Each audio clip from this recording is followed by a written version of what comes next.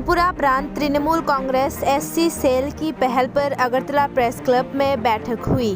बैठक में तृणमूल कांग्रेस की राज्यसभा सांसद सुष्मिता देव, तृणमूल कांग्रेस नेता राजीव बनर्जी, तृणमूल कांग्रेस के प्रदेश अध्यक्ष सुबल भौमिक और अन्य ने भाग लिया। इस दिन प्रदेश भर से तृणमूल कांग्रेस के एससी प्रकोष्ठ के 100 प्रतिनिधि उपस्थित थे। इसके अलावा उन्होंने विभिन्न दलों को छोड़ दिया और तृणमूल कांग्रेस पार्टी में शामिल हो गए और बाद में प्रेस कॉन्फ्रेंस की गई।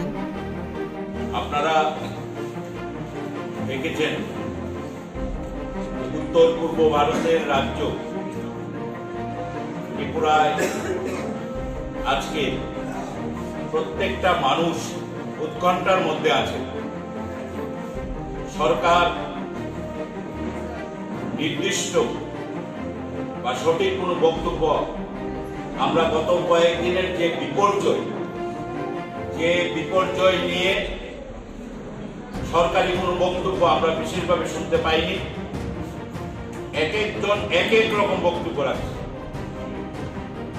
केंद्रीय मंत्री बोलছেন सबकिছু नर्माल আছে, আরেকজন বলছেন রাস্তায় 18টা ট্যাঙ্কার আছে, আবার কখনো বলছেন আরেকজন বলছেন প্রাকৃতিক বিপর্যয় আমাদের হাতে নেই।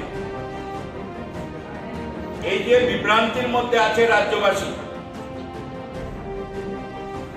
কারণ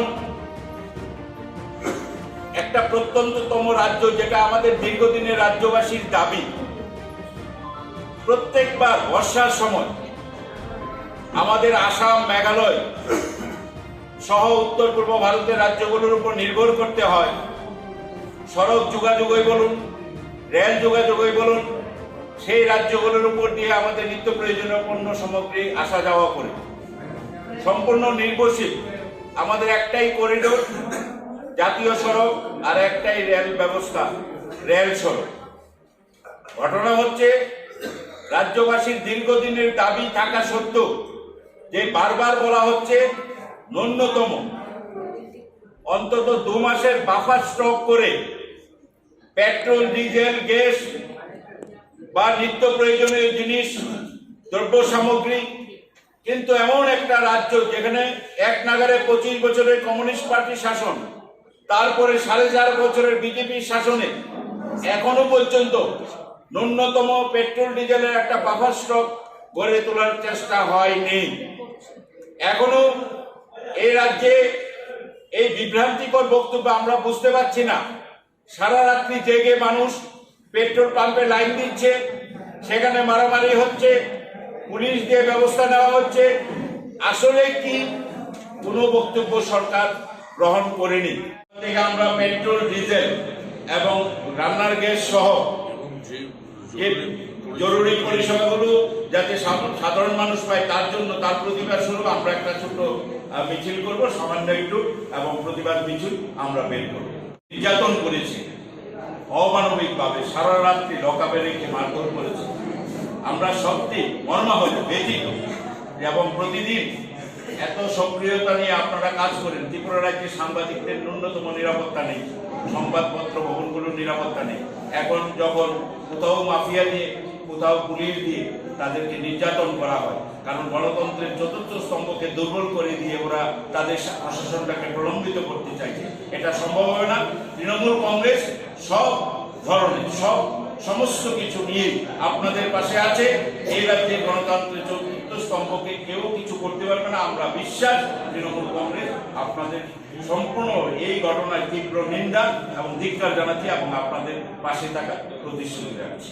গুরুত্বপূর্ণ, ত্রিপুরা রাজ্যের 20% তফসিলি জাতির মানুষ, তাদের আপনারা জানেন তফসিলি জাতি রাজ্য কমিটি হয়েছে, তার সভাপতি হয়েছেন সঞ্জয় দাস, সহ সভাপতি হয়েছেন আইনজীবী দুলাল সরকার। বাকি পূর্ণাঙ্গ কমিটি আমাদের 1 সপ্তাহের মধ্যে, আমাদের ইনচার্জ তিনি বলেছেন যে 1 সপ্তাহের মধ্যে বাকি পূর্ণাঙ্গ কমিটি হবে। আজকে তার প্রতিনিধিমূলক বৈঠক সারা রাজ্য থেকে প্রায় শতাধিক প্রতিনিধি নিয়ে আমাদের দীর্ঘ বৈঠক হয়েছে। সেখানে এই রাজ্যের তফসিলি জাতিরা গত 2018 নির্বাচনে যেভাবে উজাড় করে ভোট দিয়েছিলেন, প্রায় 10 জনকে জিতিয়েছেন, 8 জন রিজার্ভ সিট থেকে আর 2 জন সাধারণ আসন থেকে। 10 জন তফসিলি জাতির বিধায়ক থাকা সত্ত্বেও এই রাজ্যের বিধায়করা যে বঞ্চিত হয়েছে সেই ব্যাপারে আলোচনা হয়েছে এবং ভবিষ্যতে তফসিলি জাতিদের যেসব সমস্যাগুলো, তাদের অর্থনৈতিক সমস্যা, সামাজিক সমস্যা, সেইগুলো নিয়ে আমরা সারা রাজ্যে ব্যাপক আন্দোলনের আজকে সিদ্ধান্ত নেওয়া হয়েছে। কারণ কি? বিশুদ্ধ পানীয় জল পাচ্ছে না, ছড়ার জল খেয়ে আছে, ডুবার জল খেয়ে আছে। এই সমস্ত জল খেয়ে বিশুদ্ধ পানীয় জল দিতে পারেনি একটা সরকার। আজকে ম্যালেরিয়ায় মারা যাচ্ছে, একই পরিবারের 2 জন শিশু মারা গেছে এবং ডাক্তাররা সেখানে আজকে ডাক্তাররা আক্রান্ত হচ্ছে, অথচ যারা আক্রমণকারী তারা দলের ছত্রছায়ায় পার পেয়ে যাচ্ছে, আর যারা নিরীহ মানুষ তাদেরকে 10 জনকে গ্রেফতার করে নিয়ে এসছে, আরো 27 জনের নামে মামলা নেওয়া হয়েছে। আমরা প্রতিবাদ স্বরূপ সেই পরিবারগুলো, সেই ভিলেজগুলিতে, দুর্গম এলাকার ভিলেজগুলিতে, আগরতলা থেকে প্রায় 200 কিলোমিটার, সেই ভিলেজগুলিতে গিয়েছি, তাদেরকে রেশন সামগ্রী দিয়েছি তৃণমূল কংগ্রেসের পক্ষ থেকে, এবং তাদের সেই মৃত পরিবারগুলোকে আমরা আর্থিক সাহায্য করেছি। এই গুরুত্ব সহকারে মানুষ যে দুরবস্থায় আছে সেই ব্যাপারে, এবং যেটা আমাদের প্রধানমন্ত্রী দাঁড়িয়ে বলেছিলেন, ডাবল ইঞ্জিন সরকার হলে কোনো সমস্যা থাকবে না। এখন তো কেন্দ্র বিজেপি সরকার, রাজ্য বিজেপি সরকার, তাহলে উত্তর পূর্ব ভারতের যেখান দিয়ে পণ্য আসে সেই সব রাজ্য বিজেপি সরকার। সমস্যাটা কোথায়? কেন আজকে এই দুরবস্থার মধ্যে, অব্যবস্থার মধ্যে আমাদের পড়তে হচ্ছে, সেটা কিন্তু রাজ্য সরকার, কেন্দ্রীয় সরকারকে জবাব দিতে হবে। সরকার চলছে কি আপনারা দেখেছেন, গতকালকেও দেখেছি আমরা, আমাদের রাজ্যে অনেক প্রাক্তন মুখ্যমন্ত্রী আছে। প্রাক্তন হয়ে যাওয়ার পরে উনি তো সাধারণ বিধায়ক, অন্যান্য প্রাক্তন মুখ্যমন্ত্রীদের ক্ষেত্রে কোনো এসকর্ট থাকে না, কোনো ধরনের সিকিউরিটি থাকে না। আর আমাদের এখানে প্রাক্তন হওয়া সত্ত্বেও অন্তত মরাল গ্রাউন্ডে একটা প্রাক্তন মুখ্যমন্ত্রী বা একজন সাধারণ বিধায়কের যে ধরনের নিরাপত্তা, কিন্তু আমরা সেখানে উল্টো ব্যবস্থা দেখছি। মনে হচ্ছে যেন প্রাক্তন হওয়ার পরে ওনার নিরাপত্তা আরো বেড়ে গেছে, কনভয়টা আরো বড় হয়ে গেছে। এবং যেখানে আমরা লক্ষ্য করলাম 50 কিলোমিটার দূরেও সে হেলিকপ্টার চড়ে উনি যাচ্ছেন। আমাদের বক্তব্য হেলিকপ্টার চড়ার বিরুদ্ধে নয়, কারণ আমাদের ছিলেন তখন টেকনিক্যাল গ্রাউন্ডে হেলিকপ্টার দেওয়া যায়নি।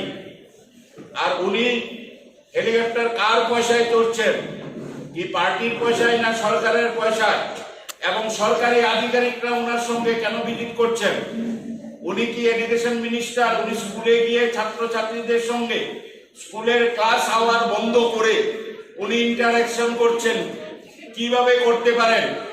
একজন সাধারণ বিধায়ক বা একজন প্রাক্তন মন্ত্রী সরকারি স্কুলে গিয়ে ক্লাস বন্ধ রেখে, সরকারি কলেজে গিয়ে ক্লাস বন্ধ রেখে তাদের সঙ্গে মত বিনিময়, আর যেসব জোকারের মতো কথা বলছেন মুখ্যমন্ত্রী এবং শিক্ষামন্ত্রী গতকালকে বলছেন, যারা 30 জন টপার যে হবে তাদেরকে আপনি দুধ খাওয়াবো। আমাদের মর্যাদা এবং সম্মানের প্রশ্ন। রাজ্যের শিক্ষামন্ত্রী এমন পর্যায়ে নামতে পারে, কতগুলো জোকারের মন্ত্রিসভা আমরা দেখতে পাচ্ছি। নিজেদের ক্ষমতা নিয়ে চেয়ার মারামারি, নিজেদের একের বিরুদ্ধে বিধায়কের বিরুদ্ধে বিধায়ক, মন্ত্রীর বিরুদ্ধে বিধায়ক, এই মারামারি করছে ক্ষমতা নিয়ে, দপ্তর নিয়ে, আর মঞ্চে উঠে যা মনে আসছে তাই বলছে। এই ধরনের একটা অস্বাস্থ্যকর পরিবেশ সৃষ্টি করেছে ত্রিপুরার রাজনীতিতে। এগুলো বন্ধ করে রাজ্যের মানুষ যে এখন যে জ্বলন্ত সমস্যার সামনে সম্মুখীন হয়েছে, সেই সমস্যার সমাধানের দিকে আপনারা দৃষ্টিপাত করবেন।